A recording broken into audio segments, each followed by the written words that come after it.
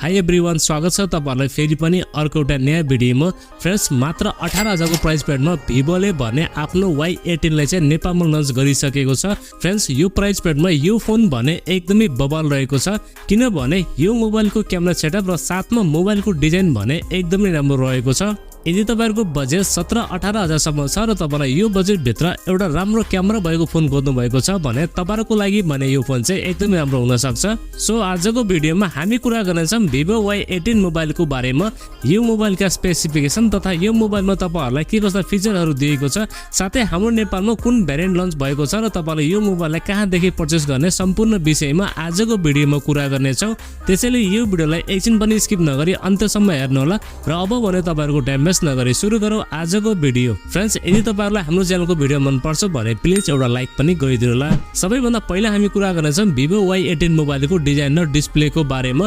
डिजाइनको बारेमा कुराउनु पर्दा यसको ब्याक साइडमा तपाईलाई ड्युल क्यामेराको सेटअप, साथमा एउटा एलइडी फ्ल्यास र तलपट्टि भने Vivoको ब्रान्डिङ दिएको छ। त्यसैगरी अगाडिपट्टि भने तपाईहरुलाई वाटर ड्रप नचको डिस्प्ले दिएको छ र डिस्प्लेमा भने ग्लासको प्रोटेक्सन पनि दिएको छ। साथमा तपाईलाई यो मोबाइलमा IP54 को रेटिङ पनि दिएको छ। हल्का फुल्का पानीको छिटाहरु परे पनि यो मोबाइलले चाहिँ कुनै पनि प्रब्लम हुने छैन।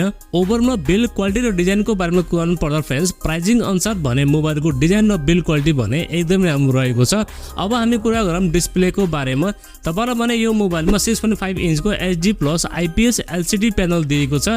साथमा तपाईलाई यो डिस्प्लेमा भने 90 हर्ट्ज को फास्ट रिफ्रेश रेट पनि दिएको छ र ब्राइटनेसको बारेमा कुराउनु पर्दा तपाईलाई भने यो डिस्प्लेमा 814 निट्स को पिक ब्राइटनेस दिएको छ। इन्डोर र आउटडोर युजको लागि भने तपाईलाई यो डिस्प्लेमा कुनै पनि शिकायत आउने छैन। ओभरअलमा डिस्प्लेको बारेमा कुराउनु पर्दा फ्रेन्ड्स, प्राइसिङ अनुसार भने मोबाइलको डिस्प्ले चाहिँ एकदमै राम्रो रहेको छ। तपाईलाई भने यो डिस्प्लेमा कन्टेन्ट वाचिङको लागि र गेमिङको लागि भने कुनै पनि शिकायत आउने छैन। र परफर्मेन्सको बारेमा कुराउनु पर्दा यो मोबाइल भने MediaTek Helio G85 चिपसेटको साथमा लन्च भएको छ, जुन भने 12 नैनोमिटरमा बनेको चिपसेट हो।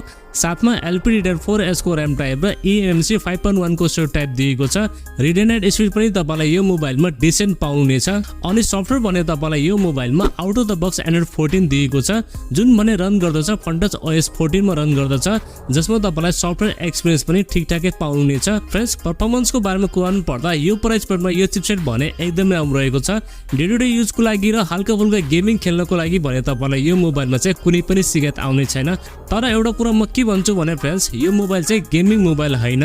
र भेरिएन्टको बारेमा कुराउनु पर्दा एउटा मात्र भेरिएन्ट नेपालमा लन्च भएको छ, 6GB RAM र 128GB इन्टरनल मेमोरी। त्यसैगरी क्यामेराको बारेमा कुराउनु पर्दा तपाईलाई चाहिँ 50 मेगापिक्सल प्राइमेरी सेन्सर र अर्को भने एक्सिलरी लेन्स दिएको छ।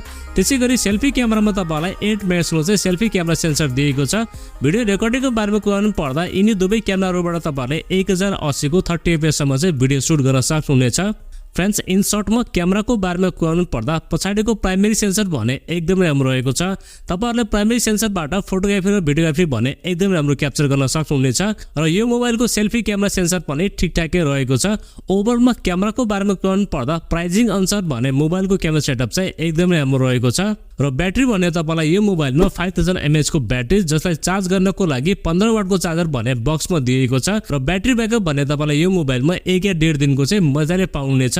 प्राइभेसी सेन्सरको बारेमा कुराउनु पर्दा तपाईलाई भने यो मोबाइलमा side fingerprint scanner, face unlock, चार्जिङको लागि टाइप सी पोर्ट र स्पिकर भने तपाईलाई सिंगल स्पिकर दिएको छ, जसको क्वालिटी भने ठिकठाकै रहेको छ। र बाँकी सबै बेसिक सेन्सरहरु तपाईलाई यो मोबाइलमा दिएको छ। सेन्सरको मामलामा तपाईलाई यो मोबाइलमा कुनै पनि शिकायत आउने छैन। फ्रेन्ड्स, अब भने हामी कुरा गरौँ यो मोबाइलको प्राइसको बारेमा। यसको 6+ 128GB भने हाम्रो नेपालमा 17,979 मा लन्च भएको छ र तपाईले भने यो मोबाइललाई hoku.com बाट पर्चेस गर्न सक्नुहुनेछ।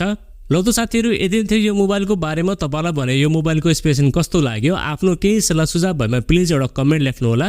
भिडियो मन परे देखुन एउटा लाइक पनि गरिदिनु होला। र यदि नयाँ साथीभाइहरुले हाम्रो च्यानललाई पहिलोपटक हेर्दै हुनुहुन्छ भने प्लिज हामीलाई सब्स्क्राइब गरेर राख्नु होला। अर्को भिडियोमा भेट्ने बाचा गर्दै आजलाई बिदा लिन्छु। हवस्, धन्यवाद। जय नेपाल।